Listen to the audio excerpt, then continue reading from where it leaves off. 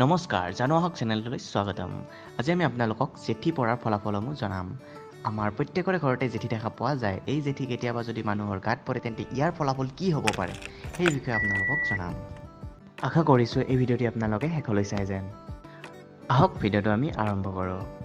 চকুত পৰিলে প্ৰিয়জনৰ লগত দেখা হয়, কাণত পৰিলে গহনা পোৱা যায়, নাকত পৰিলে সুগন্ধি দ্ৰব্য পোৱাৰ সম্ভাৱনা থাকে, মুখত পৰিলে মিঠাজাতীয় দ্ৰব্য খাবলৈ পোৱা যায়, ডিঙিত পৰিলে টকা পোৱাৰ সম্ভাৱনা থাকে, মূৰত পৰিলে প্ৰচুৰ সম্পত্তি পোৱাৰ যোগ দেখা পোৱা যায়, হাতত পৰিলে অৰ্থ লাভ হয়, বাওঁ বা সোঁ বাহুত পৰিলে মানসিক সুখ লাভ হয়, বুকুত পৰিলে প্ৰেম প্ৰীতি আৰু মৰম পোৱা যায়, পিঠিত পৰিলে মাটি বাৰী লাভ হয়, কঁকালত পৰিলে নতুন কাপোৰ পোৱা যায়, ভৰিৰ পতাত পৰিলে অৰ্থ ক্ষতি হয়।